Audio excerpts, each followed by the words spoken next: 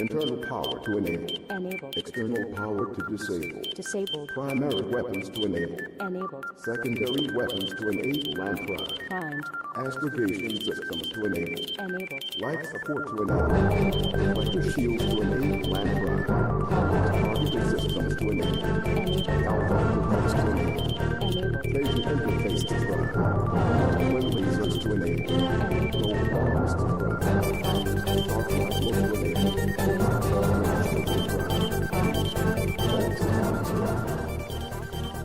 Okay, welcome to the second episode ever of the West Seas Guild podcast.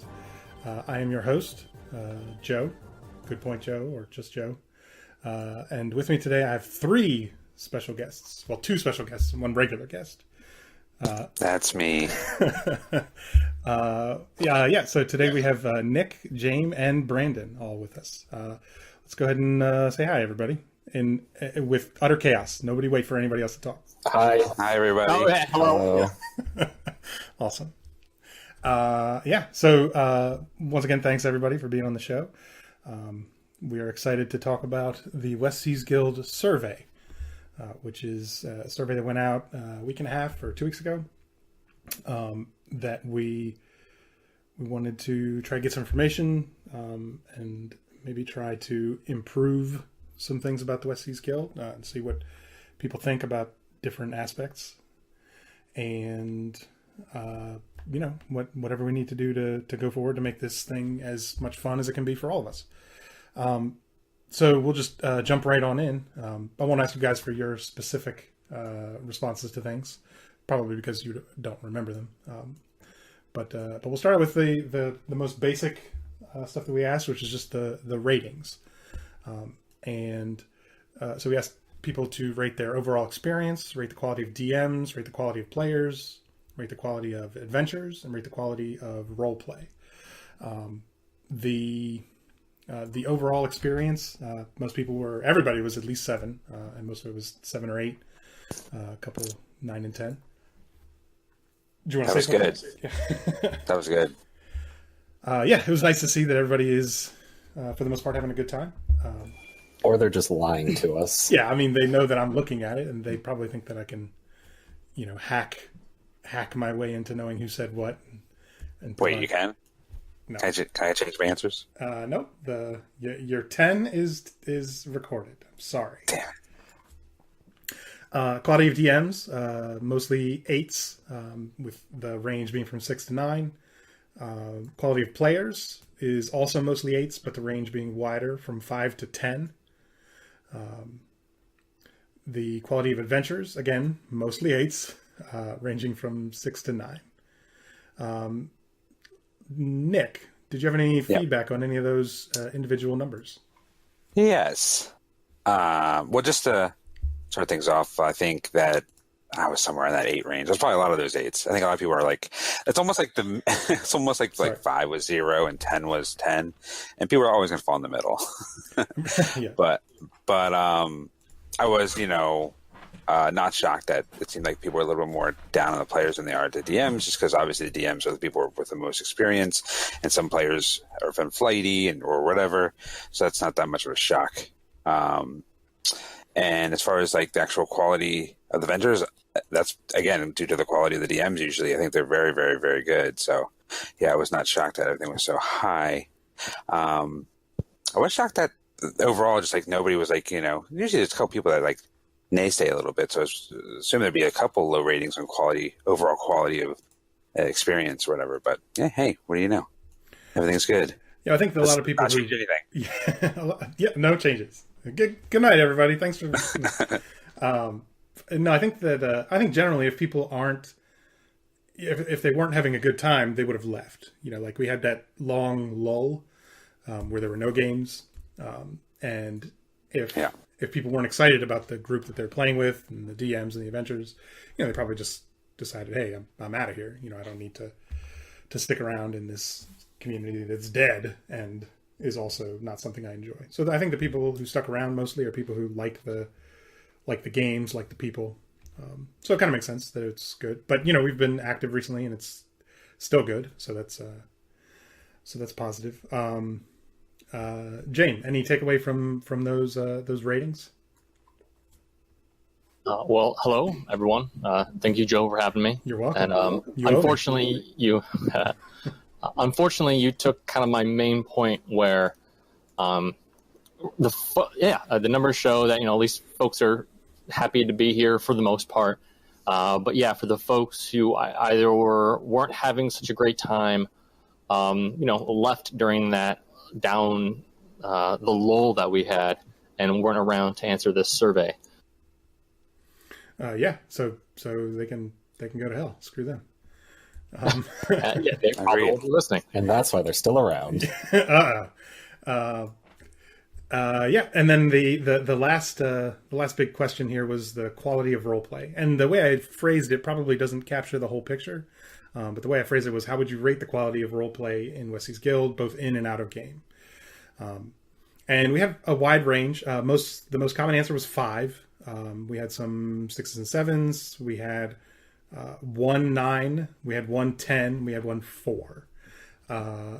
Brandon, what would you? I mean, that's a wide range, but it does sort of top out at 5 as being the most common. So it's definitely noticeably lower than a lot of the other ratings. What's your thoughts on that?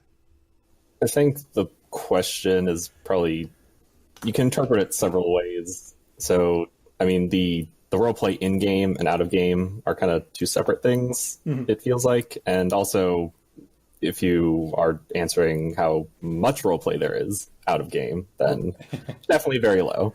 So I think in-game, we also tend to have more focus on combat and less on roleplay, though there has been a bit more of a change recently, I've noticed.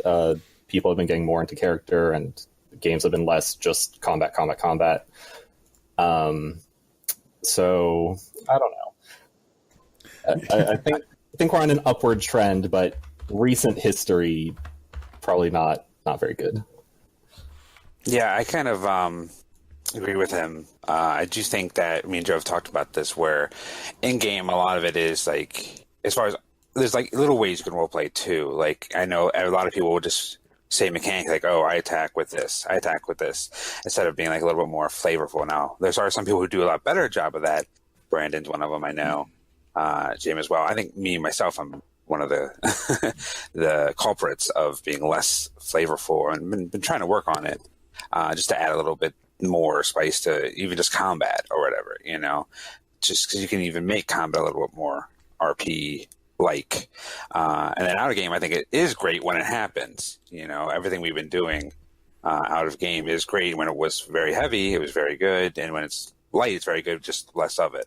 So in game, I think could be the most improved upon, and then just quantity out of game. Yeah, and I think that we've talked about this a little bit, is that you can flavor some of your stuff, your normal combat stuff, but it does get a little tedious. Yes, we've all played in a game where someone describes what they do with every single attack in excruciating detail, and it's like, no, man, you swing with a short sword. Okay, you've done that 9 times already in this fight. You swing with a short sword. So I think there's a balance to try to strike. But yes, I do think, especially when you're using like a special ability, something you don't use that often, or you're casting a non-cantrip spell. Those are times when you can add a little more pizzazz to what's going on. Well, I know, like, specifically, I remember Malachi specifically, and again, maybe not for cantrips, but for other spells, he usually will, like, do a couple seconds of, like, Malachi, holds this, whatever his holy symbol is, and says a couple words, and this happens. Like, oh, what is it? I get excited about it. Like, oh, what is this spell? And then he does this spell, and I'm like, oh, that's cool. So I think little things like that can be pretty fun. Yeah, and I do think that, as everybody mentioned, the role playing out of game is something that's been pretty tame recently. I know that, and I guess maybe this is a question for Jaim, because Jaim, your namesake, the character Jaim, was kind of a staple of out of game role play. Where he opened an orphanage. He has a wife and I think some kids. But with our system, Jaim is your character, but he's kind of like an NPC right now. I don't know if is that something that, do you feel like there's more story to tell with Jaim, or is it just when the time comes up to do something, you throw a couple notes about the orphanage? I think at this point, while I have a deep love for Jaim, I don't think he will take the forefront anymore. I think his story is basically complete. I was able to get Jaim to have his happy ending. But yeah, for RP's sake, he'll definitely still make appearances now and then when I deem appropriate. But kind of going back to the topic of the quality of roleplay and also the quantity, I think there's some of that goes into where, people need other people to roleplay with. And so when it's just one person trying to type something in one of the channels and they don't get a response, they stop. And I know that we will probably cover this later, but, a lot of the new or the incentive to roleplay comes with, the new folks coming in, introducing their character at the bar or doing something around town, and then people build off of that. So I think the people who have a long or the need to roleplay, they've played out what they need to, and their story's been told up to the point until something else prompts them to build upon that. I gotcha. So everybody, when their character first exists, has that compulsion to sort of explain what their character is, and that's an easy sort of role play hook to offer to a character. Like when I create a new barbarian, then I get to describe how he comes into town and what he looks like and what he's up to, and that's an easy thing. Whereas for advanced characters, the role playing that they do is either just in the game or it's waiting for some prompt, some activity to happen, whether it's a story thing that happens inside of a game or something downtime related, where you have this reason to role play.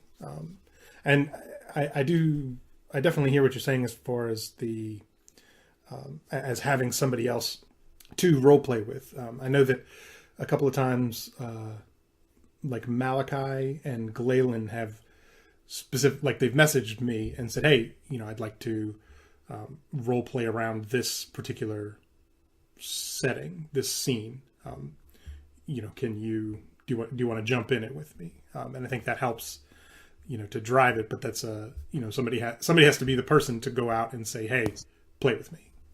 Right. Okay. Yeah. I think that we all think that role playing is a big part of our prime D&D experience. So that's something we can continue to talk about, trying to get more of it, trying to keep that, as a big part of our D&D community that we have here. The next section we'll talk about, unless did anybody have anything else to add at the end of there? I will just add that kind of like we talked about a little bit with DMing, and we'll get to this obviously in a little bit. One of the things, I also have the anxiety that my role playing is just not up to snuff with some of these people. I read some of these people's role play in my mind much better than mine. So oh man, I don't feel like I'm going to add to anything. If that I makes think sense. almost everyone feels that way. Right. Which is I probably contributing to why no one wants to say anything. But at the same time, if we all suck, then who cares? Just go out and do it. Yeah, there's definitely a camaraderie that comes with everybody that's doing just okay at what they do. Yeah. Cool. So the next section we'll talk about is was actually the first section on the survey, but I switched things around because I should have had this around in the first place. This section is how much do you adventure is the main title. And this was to kind of get an idea of not just the games that people play or DM inside the West Seas Guild, but how much activity people have outside the West Seas Guild. How much other D&D are they playing? And technically, I didn't say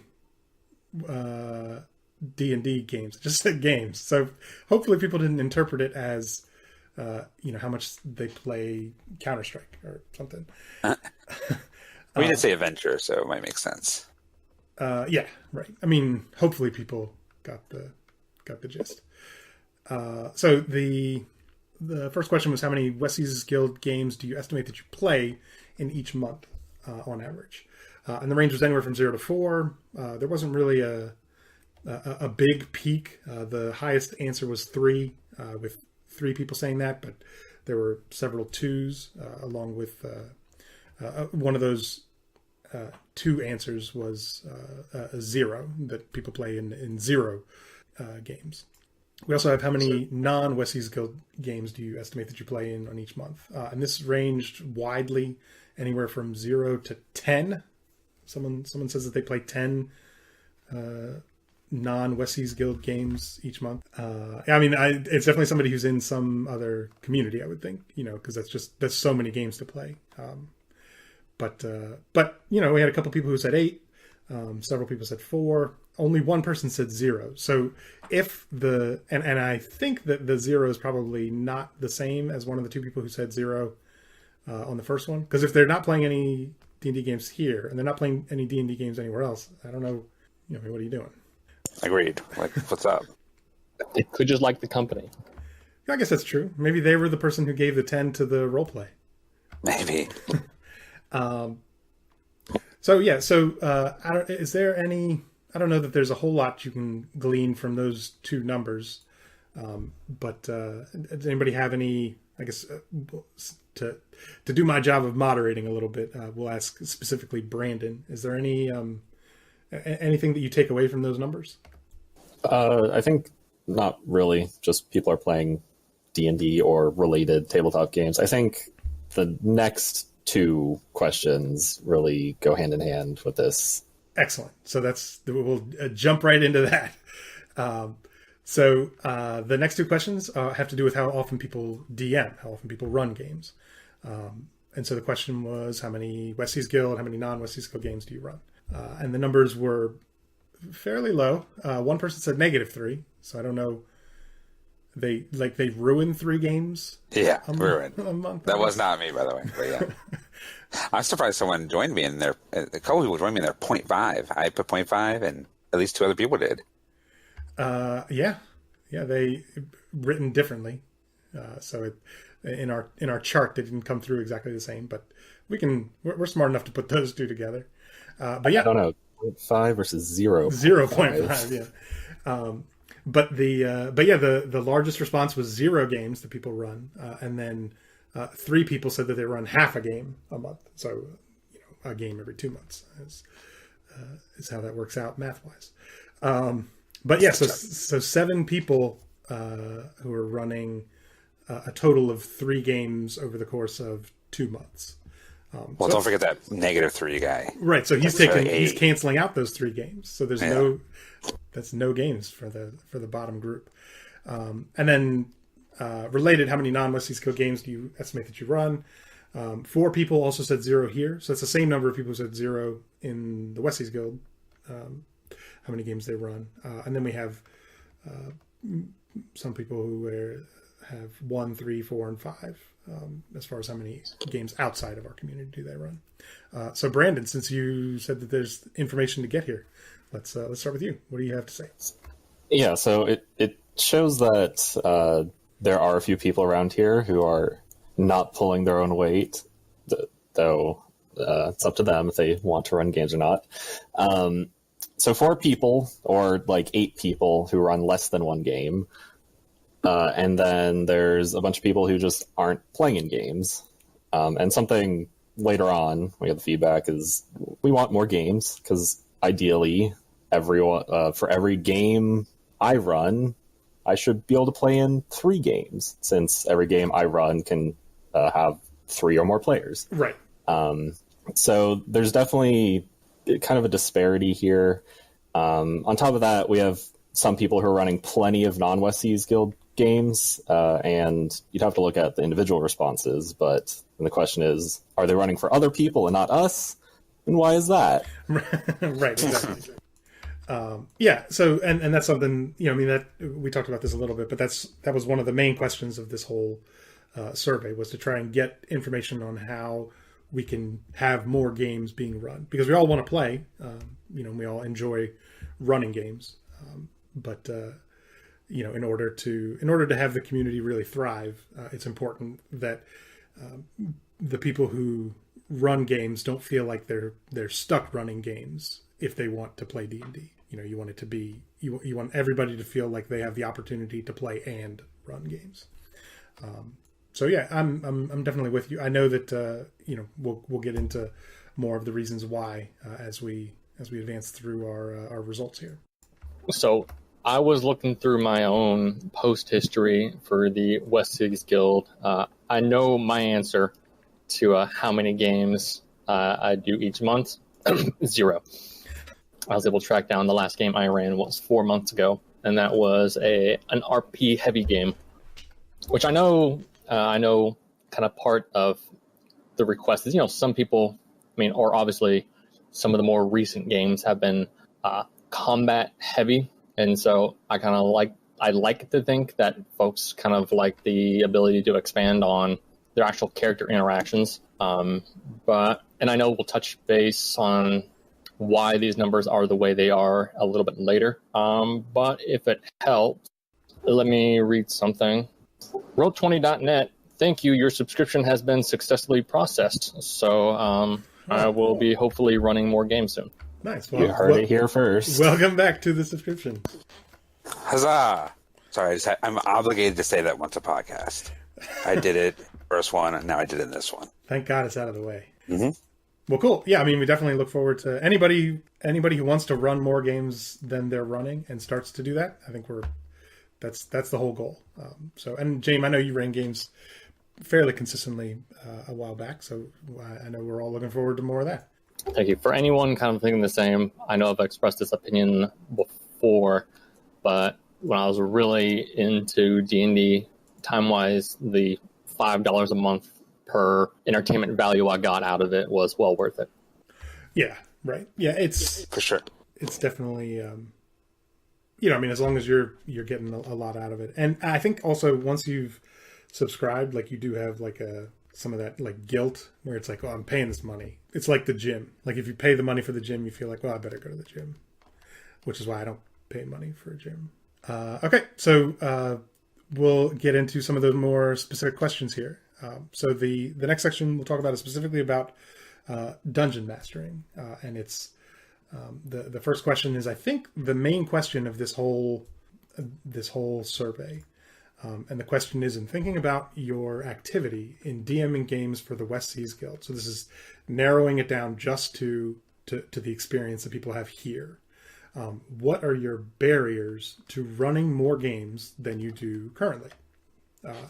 And we had a few options that people could choose. And the two biggest options, and it makes sense, is just simply time, due to work, family, other games, whatever. The other big response was people were unsure about creating adventures that are good enough, interesting enough. For me, it's short enough because sometimes it just kind of gets out of control. But the idea is trying to make sure that you deliver a quality game to people. Among the other responses was having ideas for adventures, some anxiety about being a new DM, which we have, a couple people in the guild are new DMs, and then there was one response that said, "Don't get to play in enough games myself," which I think is something that anybody who has DM'd even a little bit, sort of feels, because there is as we talked about, there's a bit of a disparity in that most of the games are run by a small number of DMs. So this is the big question. What is keeping people from running more games? So Nick, based on the results that you see here, what's your takeaway? Well, I think because this is one of those you could obviously vote for more than one, and I myself did. I think obviously everyone has time constraints. Sometimes it's like, oh man, this week's not good enough, or even if you have time, it's technically time you just want to relax, or now you're like, okay, so I really want to spend a couple hours tonight working up an adventure. Because we do feel that pressure to do good games, because the games are very, for the most part, are very amazing and very fun and creative. You're like, all right, I just got home from work. Do I really want to spend a couple hours, or do I want to relax and, veg out watching Netflix and gorging on foods that I shouldn't be eating? And every time, guess what wins? So, I mean, yeah, there is time technically. It's just a matter of like your priorities in your life. As far as some other reasons, I do think the main barrier is I think people are anxious about being a new DM or not being good enough, and that's pretty much it. Because I technically have time, everyone, that's a cop out answer, and it's kind of what I'm getting at. I mean, some people literally probably work way too much or whatever. And if you have kids, I'm talking as a single guy here. If you have kids and wife, that's still slightly different. But as a single guy, I know I have time if I want it. It's more just like, oh man, is this going to be good? Like I think of an idea and then I'll be like halfway through it, I'm like, is this actually any good? So maybe it's just like doubting myself too. Guys, I'm so unsure of myself. Help me.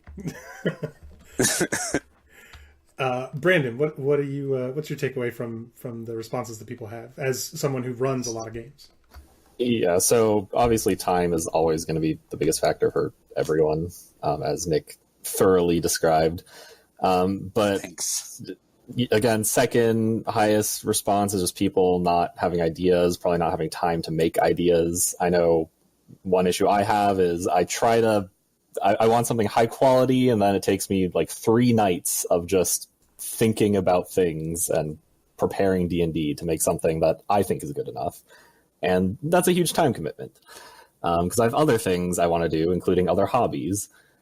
But I think at the same time, what we also learned from like the RP section is maybe people maybe just all have such low self-esteem and think that everyone expects much higher than they really do. So we probably don't need to make 5-star games and people will still be happy.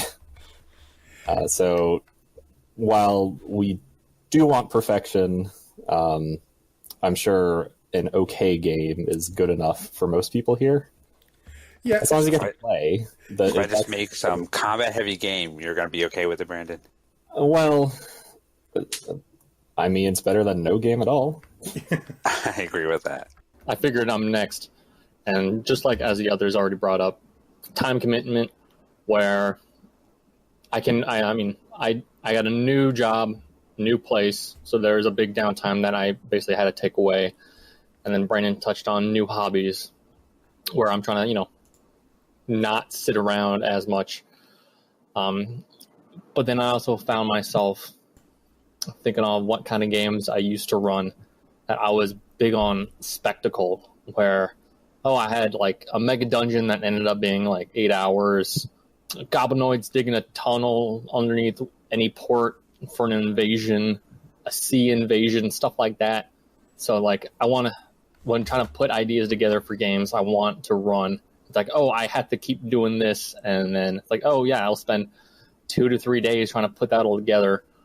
And so like, maybe the games that people will be happy with aren't necessarily the ones I need to invest so much time in. That's basically what I was going to say, is that when you talk to people who are playing games, who want to play more games, while obviously you'd love to have amazing, dynamic, complex adventures to go on, you want to play D&D more than not playing D&D. So the big driving force is not necessarily to have a crazy defend the world from invasion on 6 different fronts, Game of Thrones, complex political assassinations. Like, you just want to play D&D.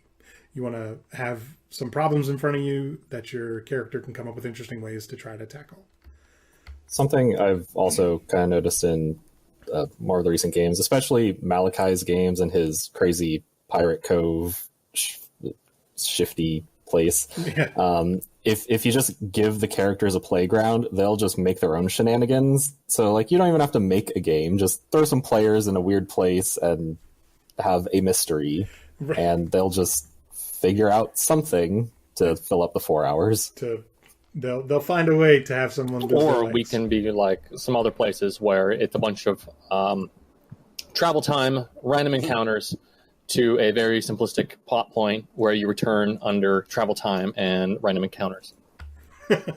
That's maybe something not to do, though.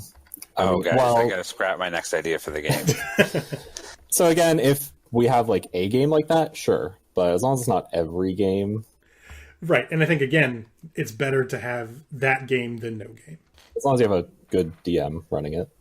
Right. And, you know, if you have an interesting enemy or an interesting setting for the fight, you know, that can be enough to make it a memorable experience. And that's really, we talked about this a little bit in chat, how D&D is just about like having cool moments, like moments that you can remember. Like when you play a 4-hour game, it's not about the 4-hour game. It's about the 20 minutes inside the game that you're like, man, that was really cool. Right. Moments. You have like cool moments, and that's what it's really about. The another question. This was kind of an ancillary question to the big ideas, but it was something that we were sort of interested on. Is how much independence would you like your different Westies Guild DMs to have? And the options were strict adherence to the official rules, lean on official rules but with some lenience, use official rules as a guideline but with wide variations between DMs, or total freedom from DM to DM, official rules be damned. The vast choice was to lean on the official rules but with some lenience, and I think that's the most. It makes sense that was the most common answer, because I think that's the way most D&D games work. Is that you have the official rules to work from, but you want your DMs to be able to react to interesting ideas and scenarios and be able to to run with it and make sure that the players are having fun and not feeling like they're locked into. Sort of what we talked about, where you're not role playing at all, you're just executing your class features. Right. I know, and I'll start off saying that I voted for strict adherence to the official rules, even though I'm cool with, some lenience, obviously. I just feel like, kind of what you said, I know there's been some experiences where in this West Marches style group, you make a character based off of a certain set of rules. Even in a campaign, that's what you do. And you usually know in a campaign if things are going to be different before you make your character. If the DM will usually be like, oh, we're going to do things differently in this campaign, but you know about it. In Westies Guild, there's so many different DMs that if every DM did that, your character could be completely different than how you foresaw them from game to game. And that's not, I think, a good thing. So I think in general, we pretty much have to lean on the official rules with some leniency, but not like crazy leniency, like making up our own wild surge tables. Yeah, I sent passive aggressiveness there. I don't think it's very passive. I think you're right that in a shared community, it's important that that players have some consistency from game to game, that they know not necessarily what the game is going to offer, but they know what their character is from game to game. And you just got to know ahead of time, heck, if the rules were, something different, you just need it. All the DMs should do it, like you have rules that you've gone over where like, oh, this aspect of this character is not allowed or this race isn't allowed. And it's because, you just, for whatever reason, you chose that, but we know about it beforehand. So if you choose to do that character, you then, are aware. Right, we have special rules for like wizards, scribing, teleportation circles. Right. And certain classes, or not classes, but races are not allowed. Like the monstrous races, Aarakocra. And it would suck to create your character and then say, well, technically, I don't allow tieflings in my game. And it's like, what? Like that wouldn't make any sense. So I think that you're right. Like maybe not. I guess there's an interpretation also as far as what strict adherence means. Where like, yes, we do want everything to be consistent with the official rules. Where the lenience comes in is, giving players an opportunity to, when they cast control water, they have some stuff that they can do outside of maybe the official rules. Right. The leniency in my mind comes from fun. Like, okay, if a player is being creative and they're trying to use their spell or skill in a different way and they're kind of RPing it very well, it's like, yeah, I want to let that happen because that's pretty sweet. Yeah, absolutely. Okay, let's move on to the last section, and we'll sort of circle back with some open discussion at the end of this. But the last section here was kind of more freeform than the rest of it. The first part has less discussion for us to do. The second part will be more of some talking points. So the first question was, what part of the West Seas Guild community do you feel it executes best? And I think that the general, I mean, I can go through every answer. Do you guys think I should just read them all? Probably not. Okay. So the general sense is that the community is very good, that we have an open, welcoming environment. Most of the DMs and the quality of games seem to be a positive for people. And I think just the fact that we have this world that we're all sort of teammates in building and maintaining and and in expanding with the stories that we're telling. I mean, I'll ask you guys, you've seen the list of responses or anything that you wanted to cite specifically? I think just we have great people here, though that's probably also because a lot of the terrible people are gone now. Though there was also some, the way our rules work is to kind of keep away some power gaming type of things, and that comes with a certain type of personality that we don't have here.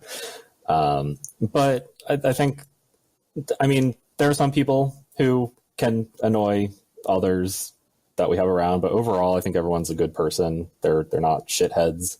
There's someone I could talk to. Yeah, I love you guys. Aww. And Yeah. I actually think that was my response. I was one of the people that said like the good community, as well as the quality of games or whatever. But that's pretty good. I agree with everything you just said. I do think also that top of that is the DMs, as we're going to say. Like, that's probably one of our best features, the ones who do DM, like Brandon, the people that do this a lot. And when they do DM, even like the people that barely do it, like, Roast just did his first game. I wasn't in it, but it looked like it was really cool. And there's lots of RP that's happened because of it and stuff like that. So that's all pretty amazing. I would like to ask, have any of y'all tried to find other Dungeons and Dragons campaigns or West Marches communities? Because as kind of pointed out here, we just celebrated our 2nd anniversary. I think most of us have been, all right, obviously we've been around for a while and then we've stuck around, but I think that came to point because it is difficult to find groups that come together, have a good atmosphere, and then stick together, because it seems like things are either extremely niche or they're great, but then just fall apart. Yeah, I think that, so Jaim, you and I were pretty early in the West Seas Guild. We started fairly close to the beginning of things. But I think that part of what's happened is that we have been around for a while, and we sort of early on we subsisted with only 10 to 15 active players. So we got used to the idea that, hey, you're not necessarily going to have a game every day, and it was still appealing for us to be part of the community. And then when people come in, we'd have circumstances where we'd have like 3 or 4 games in a week. But in general, it's I think the in addition to the expectation of what kind of games we play and what kind of players we're interested in, we also, it's kind of upfront with, hey, we're not guaranteeing that we're going to have a game every day that you can play in. I think some other communities kind of fall into that where they say, oh, we're going to have a game every day. And then when that doesn't happen, people get, frustrated, disillusioned, and they're like, well, screw this, I'll go find something else. So we just need to promise 1 game a month, and then when we do more than that, everyone will be very happy and surprised. Yeah. Got to set that bar real low.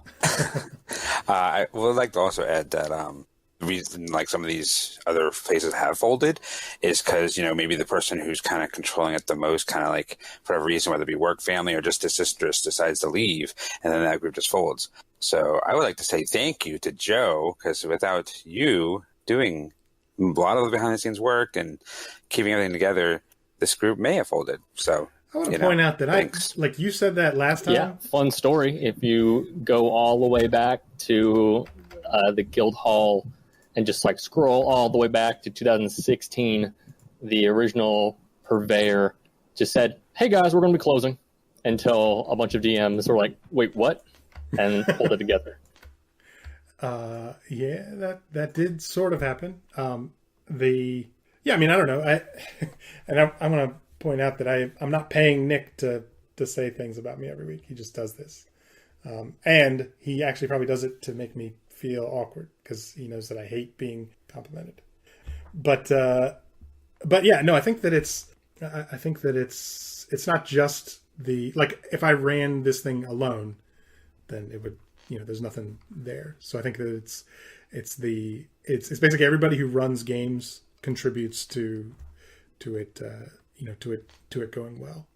I mean, I think it goes back to the community aspect again. Like, even when there's no games, there's still people around here that I like to talk to. So, like, the only way for West Seas Guild to fall apart entirely is if I just stop talking to every one of those people. Right. Yeah, I mean, I think that the community is strong, and that's one of our best features. But that sort of does kind of lead into the last question we have. What part of the West Seas Guild community do you feel needs the most improvement? Oh, we gotta get rid of Joe. Just get rid of Joe.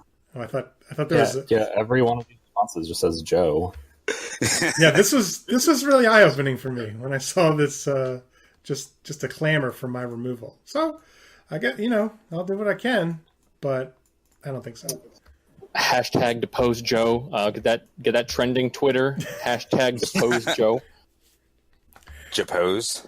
You gotta have a more trendy hashtag than that.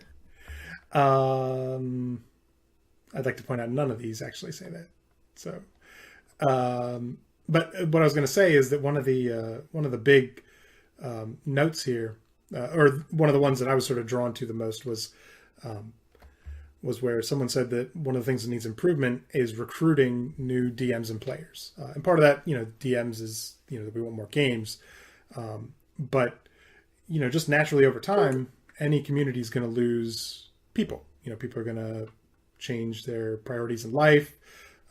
People are going to have different availabilities as access. People are going to, just not be as interested in D&D. And something that we really haven't done at all since coming back is trying to find any new players.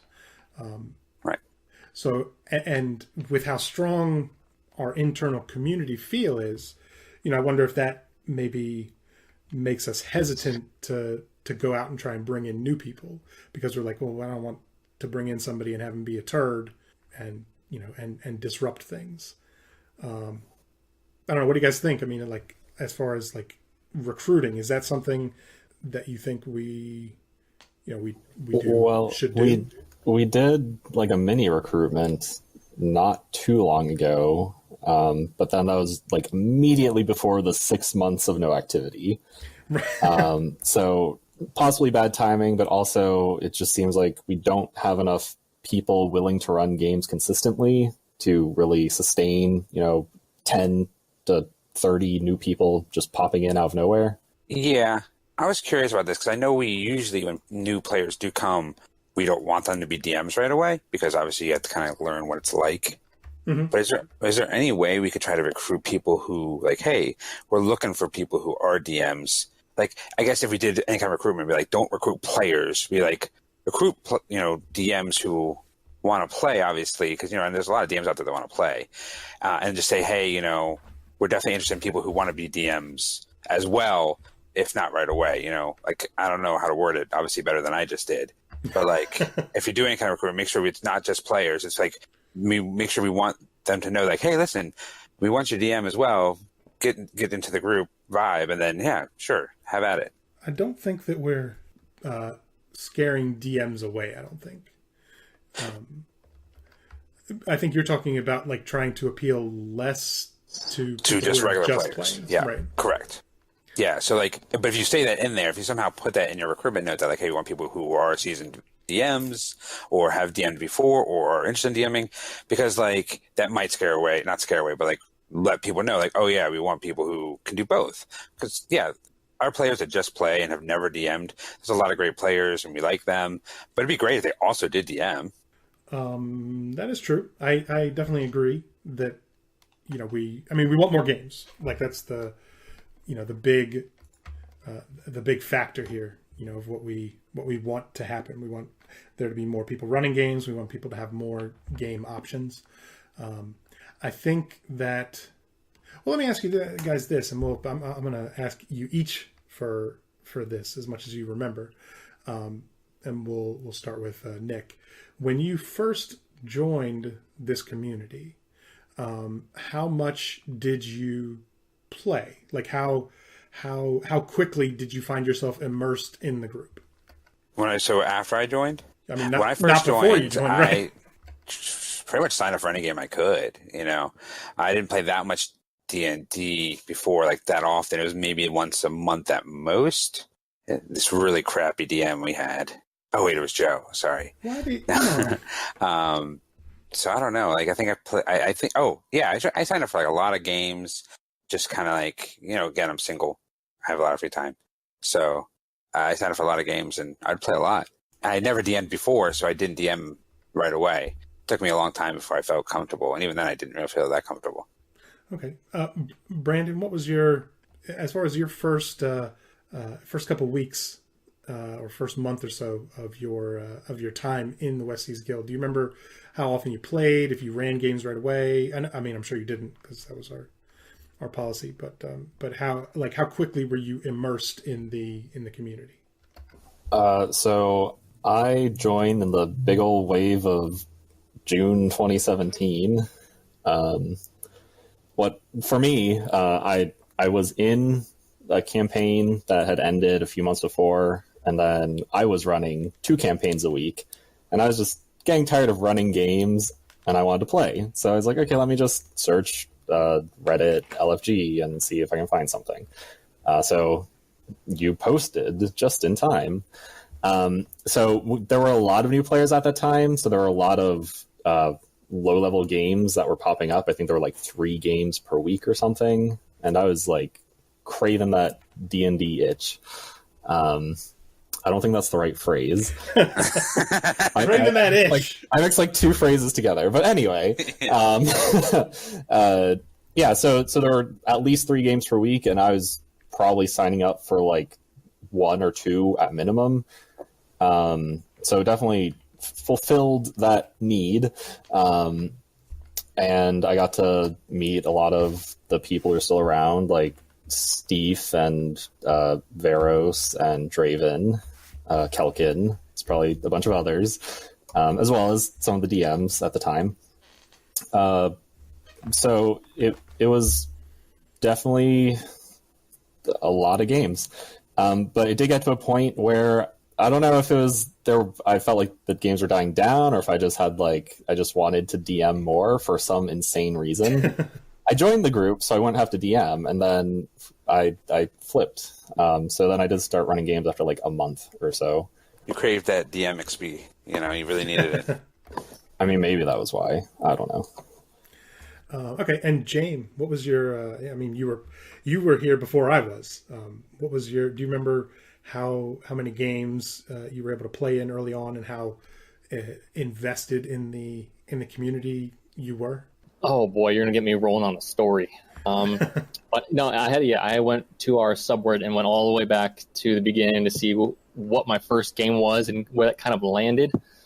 And it looks like it was like September of 2016 is when they started posting on the subreddit. I got in as a fill-in on like late September, and I got like another game shortly after that.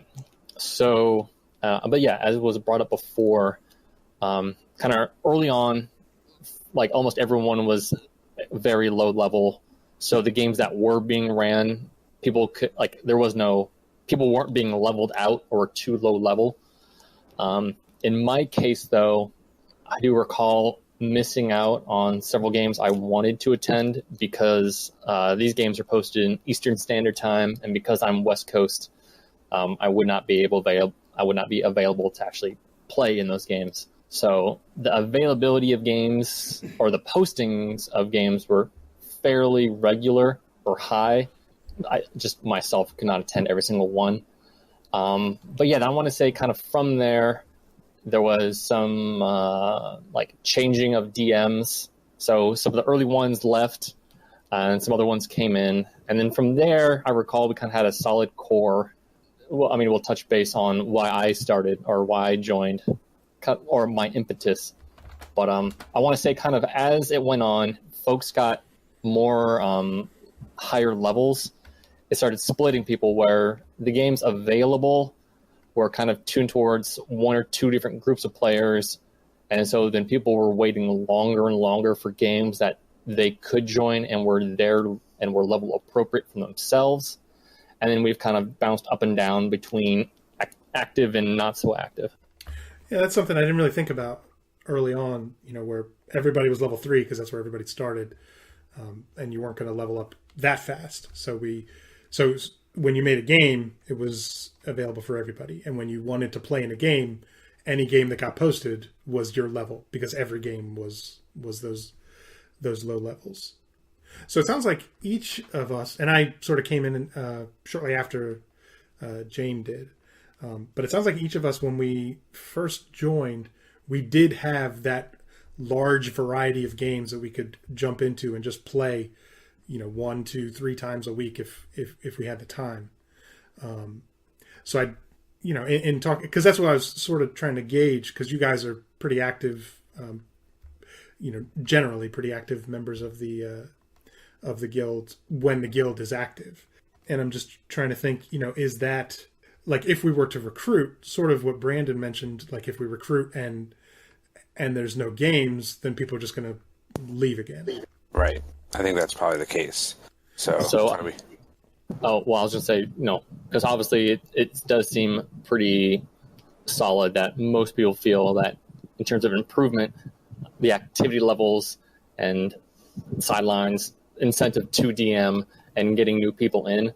First, we need to make sure that, we can have games running if we were to add new people. And I think that could be fairly easily resolved by kind of mentioning to all the DM people, like, hey, we would like to do this recruitment drive. Can we get some hands up for who would be available to kind of DM for a while to make sure they get acclimated? And then maybe from there, posts that we're looking for both players and DMs.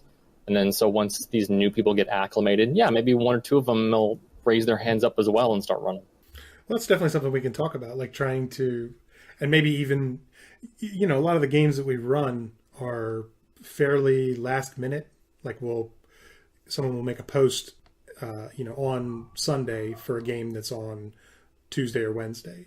And I know that that's what I do because I usually don't have trouble filling the game. So there's no reason to worry about posting it any earlier, but it may be useful, even if we don't necessarily have a game fully built yet. If we want to do one of these recruiting drives, maybe to say, okay, we're going to take each of our DMs and sort of say this, like you got to pick, some day in the next 2 weeks or in a 2-week period, and say, okay, you're going to run a game on this day, or not you're going to, but I'm going to, and say I'll commit to making sure that I have a game ready to go and I run the game on that day, so that if we get this flood of people who comes in, like Brandon said, like there was a big group of people who are still active here who all sort of came in at the same time, to make sure that those people have games that they can play. And then it's easier to run, I think, for new players, because you have lower level missions. You don't have to really be creative or oppressive to challenge a group of level 3 and 4 players. So that's something we can look at if we decide that we do want to have one of these recruiting drives. Because like I said, it did strike me that, when I saw that response, that's saying like, hey, like we are kind of bleeding people, not quickly right now. Everybody who's here is pretty much staying here, but that that there's not we don't have people coming in, and that's eventually that does become a problem. Should we also talk about some of the other things they say? Because I thought one that I thought that was interesting was that someone mentioned something about a shared map and having player-driven exploration. And that's pretty like a little thing I think we probably take care of. I know some people have different maps and different ideas of what's on the island. You have one, right, Brandon? That's a pretty nice one you made with some little tokens on it. So Varric has the most detailed one that I've seen. I've just added like any port and a few of my specific locations. Right. I think that's something that would be fun. I don't know that it's extremely useful to have it, just because like I think different DMs will put stuff in kind of the same place, because it's not super important to say, oh, this place is specifically here. Yeah, I think that response is particularly thinking about like traditional West Marches games where it's like a hex crawl. And so all the DMs have access to this one map where each hex has a very specific thing in it. And then the players over time will explore the map and figure out what's everywhere, and then go back, tell everyone at the base, and then they can go back and explore that one hex more. Like you go 2 days out, you find a cave. Okay, let's go back and gather a party and go explore that cave. Oh, that's interesting. I've never done that before. I'm pretty relatively new to all this, other than this group. This group, obviously, forever. Right. Yeah. No, it is definitely different from the hex crawl, is what when I hear people talk about.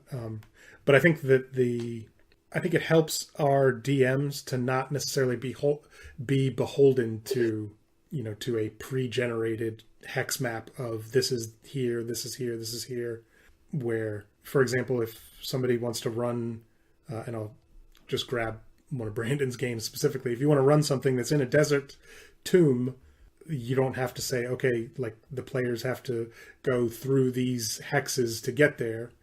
You can just say, look, like this is where the adventure is supposed to be. I'll find a way to get them there story-wise, and then we'll play that game. I think that the West Marches classic version is maybe a little more preordained of what's in different spots. Maybe we need to stop calling ourselves a West Marches group, because maybe people are getting the wrong idea and leaving when they find out we where's the goddamn hex map? Yeah. That's something we could consider. I mean, we did sort of name this the West Sea, but we can change it. Well, West is a direction. It has nothing to do with West Marches. True. Yeah, I mean, I can look at editing because it is not exactly a West Marches campaign. And it's more like a collaborative setting. Yeah, right. You could say it's West Marches inspired, but not exactly a traditional faithful West Marches style game. Yeah, I think I can definitely look at making sure that the flavor, the explanation of what we're doing here is, because I haven't really looked at that document in a while. So that's something I can definitely dive into and make sure it conveys the sort of community that we have. As we mentioned before, a lot of the things that people talked about were that they wanted more games, which is again something that a lot of people can contribute to, who said that they wish they had more games. So I guess in sort of taking a broad look at all of the results here, I think that one of the big things is that we all pretty much enjoy the other members of our community, and I think we would all like each other to run more games. Like all of the games pretty much that as far as I know, pretty much all the games we've played in have been fun. They've been interesting. They've been good enough to say, oh, I'm glad I played D&D that night. So I guess and maybe we'll start with Nick here. Because Nick, I know you're someone who's sort of been tentative, as far as running games. Like, do you have ideas on things that could help you to feel more confident in running games or feel more prepared? Well, I know a couple of things. One, and it's in there a little bit, we talked about incentive to DM, which there already is with DMXP. I know you've also mentioned possibilities of like guild medallions for DMing and things like that. So I don't know if there's other ways we could talk about incentives for that. But as far as actually being prepared, I know at times there are some documents as far as like, hey, this is where these cities are and this is who lives there, to kind of give people a feel of what's on the island. So if you're going to make an adventure, you know what's already there. But I don't know if there's like a shared pool of, I don't know, like ideas, or like even if it's like online. I know Brandon, I think, has shared a couple links saying, hey, here's where I get some of my ideas from, or here's whatever. But maybe we just need that in like the builders or the runner chat saying like everything's pinned in one location. Like here's a bunch of places we can take ideas from, or, you know, different things like that. And because maybe call it laziness or whatever, but sometimes I find it hard on my own to like generate an idea. And it might be easier to like, okay, let's take a look in here. And like, oh, that one looks interesting. Now maybe I can build something off of that. Okay. So for you, it's more of having the actual idea, like like what is my adventure going to be about? Correct. Okay. Well, that's something we can definitely talk about. I know that we, at times in the different DM chats, we'll share links to maps or or other content that's out there. So that's something we can maybe try to do a little more with each other. Well, it was more just like putting it in one place, because like, yeah, someone might share a link, but if I'm not at home, you know, I'm on my phone, if I'm at work, if I'm elsewhere, I might not remember when I get home, you know, like, oh, let me check this out, you know. We can look at that. The only thing is that, you know, I don't, the thing I don't want is everybody to be using necessarily the same pool of stuff. I get that. I don't want people stealing my ideas. You don't have to do that. Don't put your ideas up there. Well, I mean, someone else's ideas. using the same source of content that I use, because then I gotcha. I can't run those games. Speaking of that, kind of for inspiration and ideas of games, that there is somewhere the player requests and plot lines. I don't recall if it was on our general information spreadsheet or on the DM one, but there's probably time to either update that or do another revision. Joe mentions it a lot, but yes, I think we could take more of an active role of actually like putting stuff on there. I think it's on the DM sheet. Yeah, it's on the DM sheet. So there are a few like just generic ideas on there, like elementals invade any port, so can make a game based on that, whatever that is. But then there's also a few that I recall that I think are based on kind of very old plot lines that have died and no one really knows about anymore. I wonder what happened to those doppelgangers. And all the undead north of the town. Yeah. We'll find out soon, right, Jaim? Yes and no. Malachi was interested. If I don't get a kind of a recent thing from him, I'm certainly up to investigate that again. Right. Yeah. I mean, the list that we're looking at now, it's very, a lot of it is very vague stuff. Like there's one here that just says cults. That's so. I mean, that's cool. Yeah, you know, that's an idea. But there's a bunch of more robust information here. You know, about different. And I don't want to say too much of it because maybe these will be games coming up sometime soon. But yeah, we have those. We also have, I guess, a couple of different spots where people have specific stuff with regards to what their individual characters are interested in. And some of them is like, they want a specific item that they're looking for. And other ones, it's more story based. So those are, when it comes to, and that's a nice way to, when you're trying to think of an adventure, to know, hey, if I run this adventure, this specific character is going to be super excited to play in this game. Roast has done a very good job at knocking those out recently. He has, yeah. And that's cool that he's, he said, hey, people, so-and-so wants this spell component. I'm going to get them that spell component. Right. Which can also kind of go back to the RP thing where people are kind of waiting on prompts to complete or do something. And until they get that, they don't really do much. Right. I mean, go ahead. I was going to say, yeah, so props to Roast. Yes. No, I was going to say that that I have, story stuff that is related to my first character, Kovat, who, I just haven't chased it down because there haven't been any progressions as far as what his backstory is about. So, me as much as anybody I have the capacity to go out and, grab a potential DM and say, hey, this is something I want to explore with my character, and then, give them the opportunity to go chase that. Okay. So that's, as far as Nick goes, like I said, because Nick was somebody who hadn't been playing or hadn't been running games, that gives us an idea of something we can do is empower our potential DMs with more information, more inspiration on reasons for adventures. Thanks for calling me out, Joe. It's okay, buddy. But as far as one of the things that's mentioned in there, like Nick said, was the incentive to DM, and we did actually officially add the granting of a guild medallion to anybody who runs a game, because it's kind of a meta thing anyway, and it's something that we can provide to DMs as an incentive to run games. What do you guys feel about is the lack of an incentive or an insufficient incentive? Is that something that you feel like could bring about more people running games? We'll go to Brandon. I think possibly a lot of people are undervaluing the ability to control the universe. That's quite a big incentive.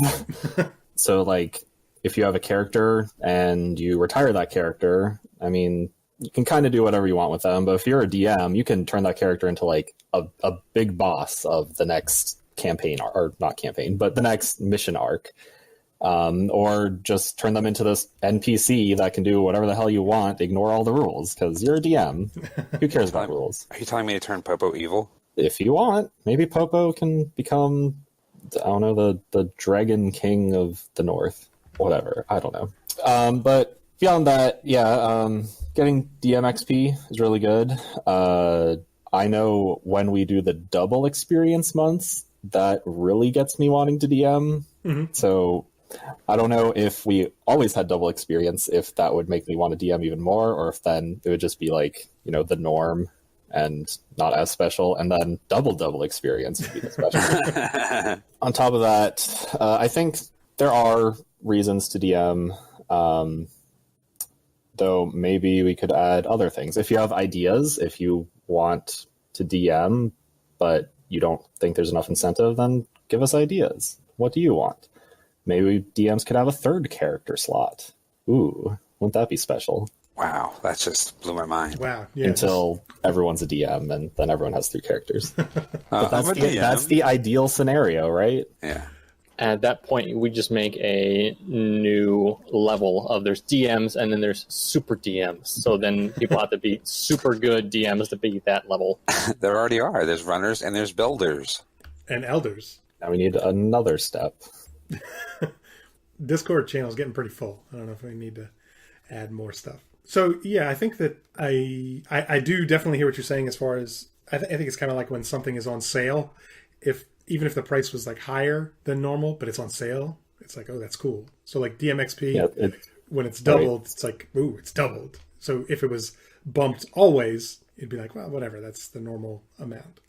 Well, I think that, Jaim, did you have anything extra to mention as far as DM incentive? Yes, but give me one moment due to an ill-timed chip. Okay. Wow, I can't believe you're eating while we're recording this podcast. That's so unprofessional. Dock his pay. I can't believe you're not eating. Yeah, I actually ordered food like 15 minutes ago just because I wanted to not time up for when we were doing the podcast. So we better wrap this up, is what I'm saying. Okay. So perhaps maybe there should be a small follow-up survey for DM incentives. If, we want to get a better handle of, hey, what will cause you to look into DM further? What are some things that you would be interested in seeing, such as double XP, other perks like, third bonus slot, or starting a brand new character at a higher level, something like that. Yeah. There's definitely, we can brainstorm, on what might. Maybe. Sorry, I just No, cut me off. This is good radio. I was gonna say maybe like you say, like DM characters get to start with like one uncommon magical weapon or something like that. Like something like not too crazy. So one thing though you want to make sure is that it's not a perk that you get if you just run one game and never again. Right. Maybe you get like DM medallions. You'd want it to be something where, as long as you continue running games, you keep getting benefits. Right. Yeah. Well, I There think could be DM medallions. Oh my god. Whoa. You could have a DM medallion shop that's better items. That's a thing. Yeah. You could just give 2 medallions for running a game versus 1 medallion for playing in a game. And you could also, I think the guild medallions can serve as sort of what we're looking for as is. If that's something we wanted to do, we could add, for example, just in the game yesterday, Brandon sort of created a semi-canon mithril weapon, which I know that would be appealing to a lot of players. So that's sort of something maybe you could throw in to the medallion shop as another incentive to be running games. And again, with the idea that maybe you would have either different medallions for DMing or more medallions for DMing. Because I think that we sort of talked about like there's nothing in the guild medallion shop that is game breaking. So if we use guild medallions as a way to entice people to DMing, then that's a good thing. We talked about I think plate mail is like 12 medallions. And it was like, oh man, but what if somebody runs 12 games and then they just get plate mail when they start? It's like, well, that's fucking awesome because they ran 12 fucking games. Yeah. So that's something we can definitely think about incorporating. I think that's maybe not even a podcast. That would be more of a sit around brainstorm session and kind of kick stuff around. But yeah, I think that we definitely could at least consider expanding the DM incentive program on the reasons to DM. But I think it was a good point that Brandon made that having this control over either your former characters or just the world in general is something that maybe doesn't get appreciated as much as it could. Like that's a really cool thing to be able to make pretty much anything happen. I would like to chalk in one bad idea for DM incentive. Okay. Like Bardic Inspiration, but for DMs, meaning once a game you can roll an extra, I don't know, D4 on something just because you're a DM. Yeah, see? Terrible. Well, it's something that definitely belongs in a brainstorming conversation. I think that's it may cross that threshold into the realm of things that we don't necessarily want to have meta impact, where like DMing has nothing to do with your actual character, so it may be too far from what we're talking about, but it's definitely worth talking about. Yeah, I got you. I'll look forward to that. There was one other thing that has come up a couple of times specifically for new DMs, but also for a couple of more veteran DMs, and that's the idea of having like a sort of a co-DM or having someone kind of run through your adventure with you, and in trying to figure out, especially for a new DM, like, is this interesting? Is this fun? Is this challenging enough? Is this way too challenging? Just as a, kind of a support system for, especially, like I said, new DMs. Do you think that I think that most people know that if they wanted someone to look at their stuff, they could find someone. But do you think that there's an impediment to people doing that? Flaking on my job. Brandon, let's start with you. I just lost my train of thought. I think the only reason you wouldn't do that is if you want to keep something secret and you don't want, maybe you want this person to be a player in the game and you don't want to spoil everything for them.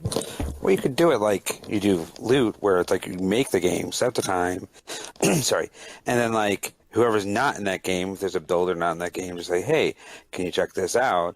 You know what I mean? Then you don't actually ruin your plot point or anything like that. Well, as long as they don't just trash your entire game. Well, yeah, I mean, like, Which probably won't happen because I it'll don't just think be anyone's like- that bad here. right, it'll just be like little twerks, like, oh, maybe this fight is too bad. Or, you know what? It's not even going to be that. It's going to be like, let's make sure it's like a very creative, good game or something like that. You know what I mean? I mean, I know most people we have here aren't going to metagame. I know spoiling things might make the game a little less fun, but from the DM side, them knowing this probably won't ruin your game entirely. Are we going to pretend that Nick didn't say twerks instead of tweaks? We're just gonna blow that. Start twerking in your game. Yeah, just to make a little twerk in my game. Bring in Rihanna and start twerking. No, yeah, like you said, I think that most people are like, none of our prospective DMs are going to be that bad because they've all played in games, and I think that that's like 80% of the criteria to figure out how to run a game is just to have played in a game and to know how adventures tend to go. And we do already have a more rigid support system as far as generating appropriate treasure for a particular game. And I do think that... So here's my thought about why people maybe don't use their fellow DMs as like an oversight.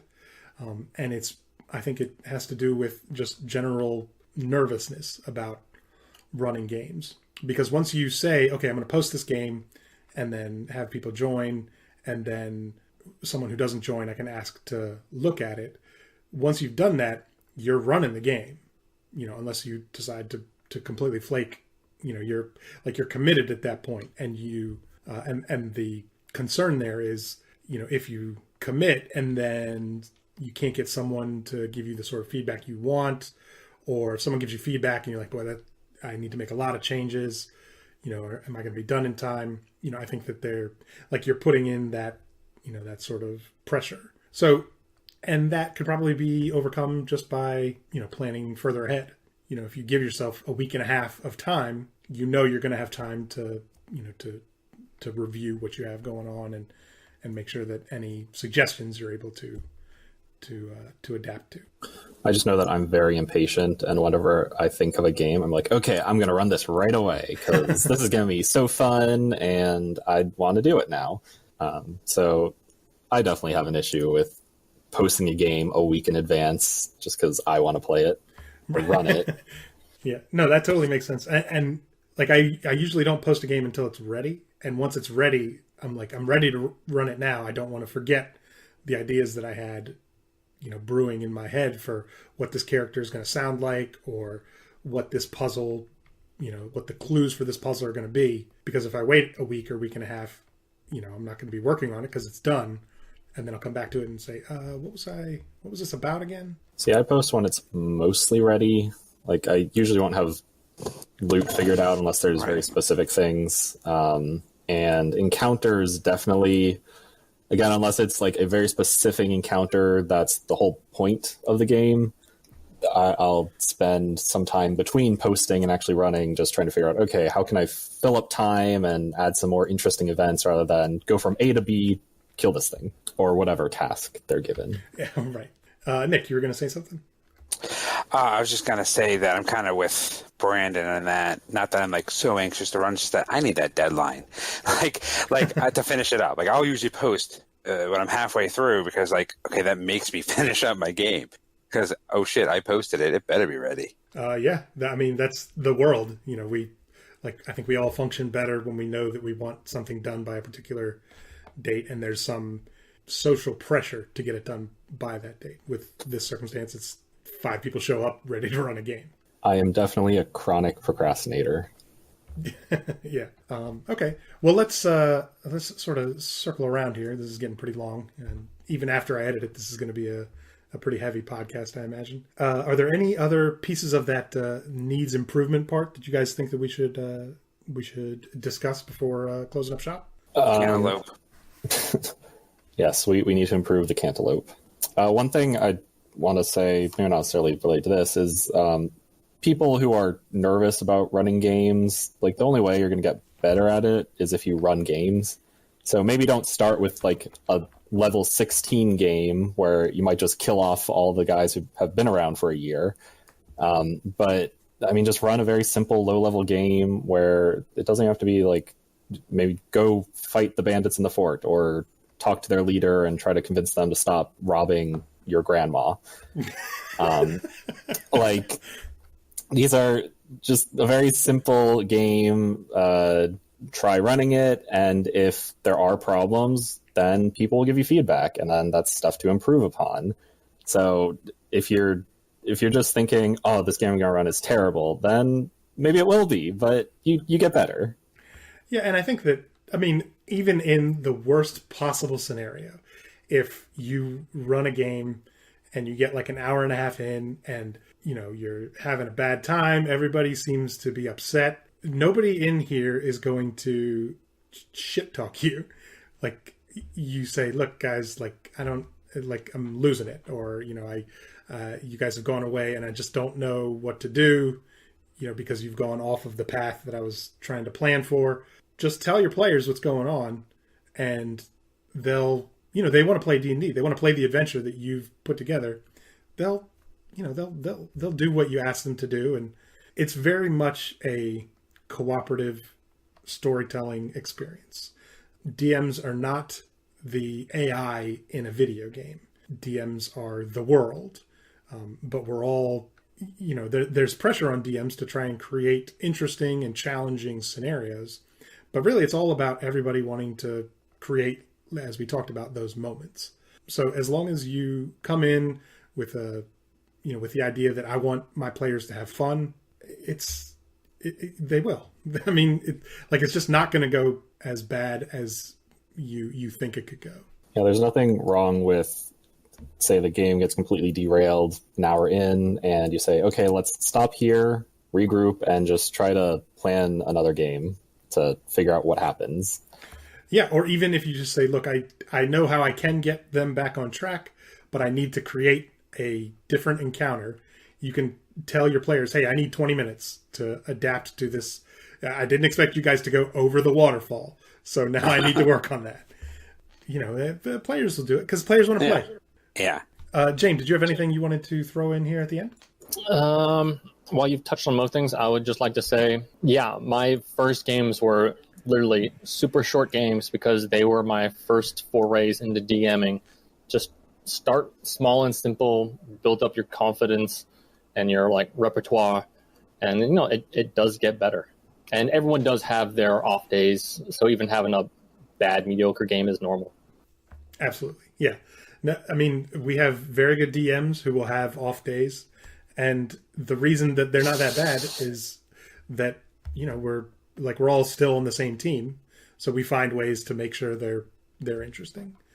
Well, that is about 2 hours of discussion, so I think we can wrap it up there. Brandon, Nick, did you guys have anything to add before we sign off here? Nope. Just if anyone does have ideas for anything we've discussed today, just tell someone. Yes. Give us feedback. We will act on it the best we can. Absolutely. We want everyone to be happy here.